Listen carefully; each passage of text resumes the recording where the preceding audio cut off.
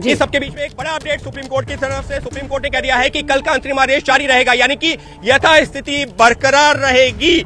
Supreme court ने आज फिर से दोहरा दिया है कि कल जो आदेश दिया था अंतरिम आदेश कि यथास्थिति बरकरार रहेगी, यथास्थिति बरकरार रहेगी का मतलब यह है कि वहां पर अभी किसी भी तरीके का अवैध निर्माण को हटाने का काम नहीं किया जाएगा, कोई भी बुलडोजर नहीं चलेगा, कोई भी डिमोलिशन नहीं होगा। कोर्ट ने कह दिया है कि ठीक है, आप लोगों की अपनी अपनी दलीलें हैं, एक दूसरे की दलीलों का जवाब दीजिए, लेकिन इस सबके बीच में कोर्ट ने एक बार फिर से अपनी कल की जो है उसका अंतरिम आदेश को बढ़ा दिया आगे। और एक अपडेट और है, हम सभी याचिकाओं पर नोटिस कर रहे हैं, 2 हफ्ते बाद सुनवाई होगी, यानी कि सभी पक्षों को नोटिस जारी कर दिया गया है, 2 हफ्ते बाद सुनवाई होगी। इसका मतलब यह हुआ कि अगले 2 हफ्ते तक जहांगीरपुरी में नहीं चलेगा बुलडोजर, यथास्थिति बरकरार रखी जाएगी। खासतौर पर इस इलाके की बात की जाए जिसको लेकर के मामला कोर्ट में आया था। इस वक्त सुप्रीम कोर्ट से बड़ी खबर यह है कि 2 हफ्ते बाद फिर होगी सुनवाई और तब तक यथास्थिति बरकरार रहेगी, यानी कि इस इलाके में नहीं चलेगा बुलडोजर।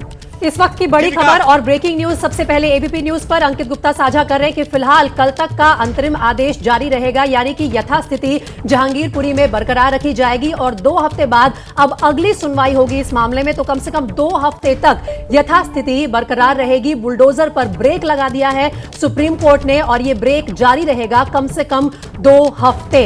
अगली सुनवाई की तारीख 2 हफ्ते के बाद तय की जाएगी और उसके बाद ही आदेश आएगा सुप्रीम कोर्ट का। तो जो कल इंटरिम ऑर्डर आया था कि जहांगीरपुरी में अतिक्रमण को लेकर जो कार्यवाही चल रही है नॉर्थ एमसीडी की, उसे रोक दिया जाए, बुलडोजर पर ब्रेक लगा दिया जाए, यथास्थिति बरकरार रखी जाए, फिलहाल वही आदेश लागू रहेगा।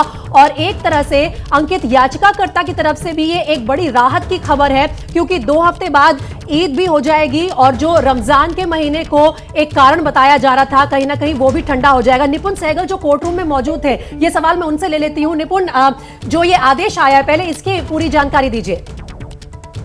देखिए, आदेश में सबसे अहम बात यह है कि फिलहाल ये कार्रवाई रुकी रहेगी और 2 हफ्ते बाद सुनवाई होगी। कोर्ट ने सभी याचिकाओं पर नोटिस जारी किया है, यानी दिल्ली में जो कार्रवाई चल रही है, कुछ लोगों का ये कहना है कि नोटिस नहीं दिया गया, ऐसी तमाम बात जो याचिका देश ऐसी कार्रवाई।